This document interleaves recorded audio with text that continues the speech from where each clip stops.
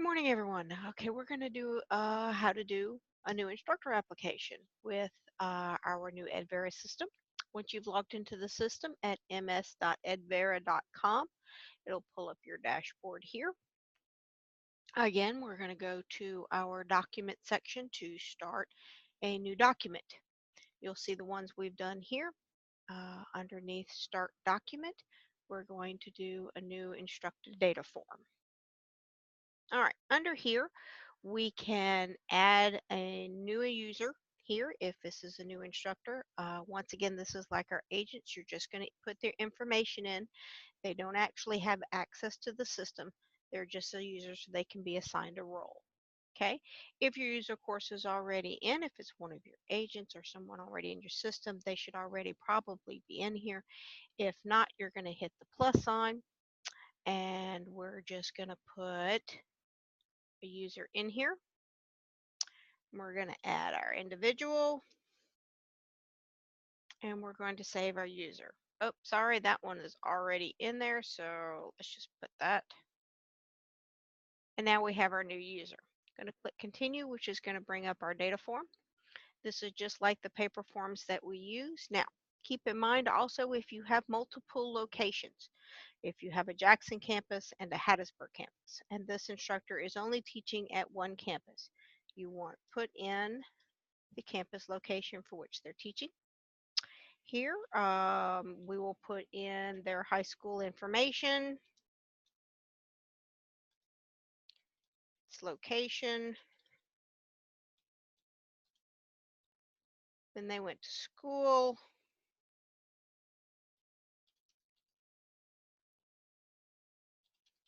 you can just put the years in here. You don't have to actually put the dates, although it looks like it's just grabbing dates for us. Let's see. Thought we fixed that. And we didn't.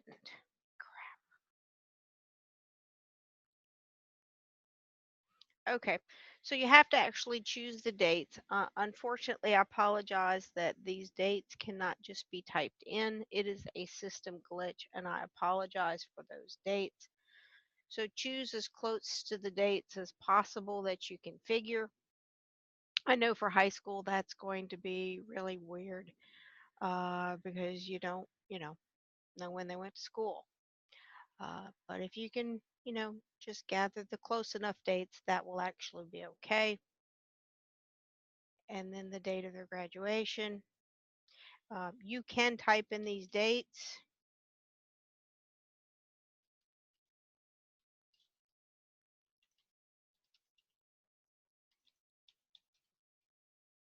It'll put the date in there for you.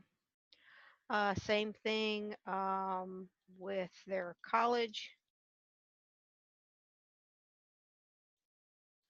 You'll put that information in.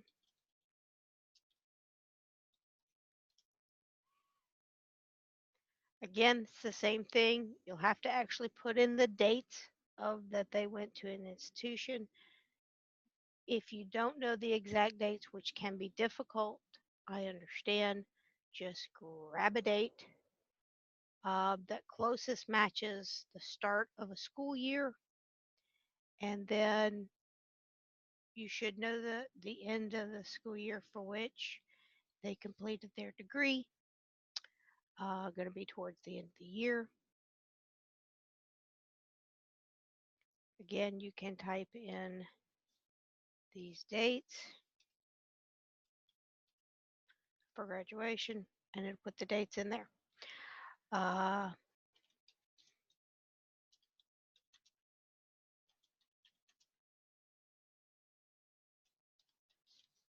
Put their type of their degree. If it has a specification, you can always put the specification down at the bottom.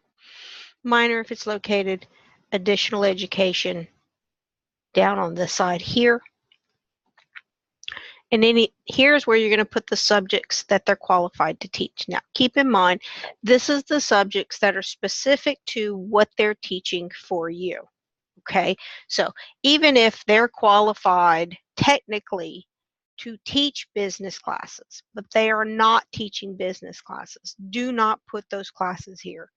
You only want to put the classes that they are teaching for you within this system in this area.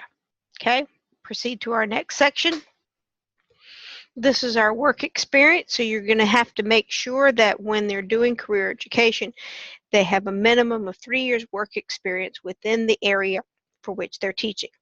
Now, our particular instructor here is an English teacher. That's pretty much any business degree. But general education, remember, is a little bit different, so we're going to have to make sure we have the transcripts uploaded here to show that they're willing to teach that.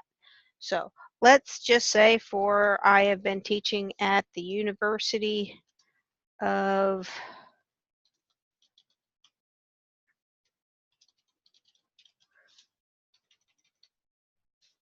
Louisiana State University in Baton Rouge.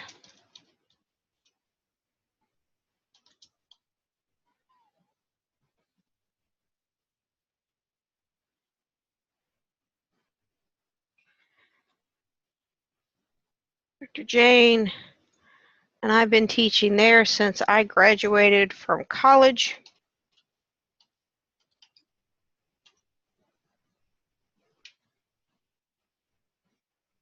So I've got all of my work experience set up, okay? And I teach English. Once again, if I can type. All additional information here. So let's say I didn't have enough of work experience here. I would try to make sure that I have enough work experience within that equals my 3 years of experience. Now, generally in technical fields, if you're teaching in CNA, you want to have at least 3 years of medical experience. If you're teaching in welding, you need 3 years of welding experience. Generally, the state does not accept teaching as actual work experience within field, but I will sublet that with it depends. So if you do have a question about your instructor and whether or not they're qualified to teach, please contact me. You can add a comment here to the actual application, or you can send me an email and ask me to take a look at it from the very beginning. Okay, so you add your employer information within this section.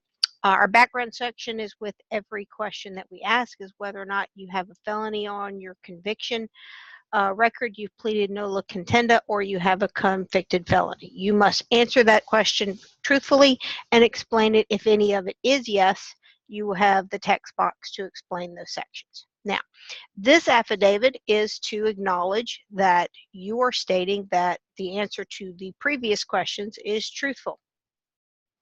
So you are going to download this, you are going to sign it, save it, and then upload it back to the system. Right in here where it says attach and drag your file. Now, I will tell you right now we do have one little minor glitch. We don't have a section for you to add the education part. It actually should be, we're going to save this so I don't lose what I've already done. Okay, so we're going to go back to our education part. It should be in the section for you to upload the education. We apologize, it is missing. So you have a couple of options here. Under the background, you do have a drag and drop section here for the affidavit. You can put the education also in this section here by just downloading the PDF from your computer, or you can add it to the comments area. You can put the transcript, the proof of education within this section here. That is also another area that you can do if the education section is not long enough and you need more for that. You can upload a resume from your instructor within the comment section as well. Or like I said, once again, under the submission section, under background, you can add the information here. Do not forget to add that proof of education. It is required by the state. I do look for it. If it is missing, you will get a comment from me reverting the application back to you asking for additional information. You are also welcome to print these off and put them and keep them for your academic files.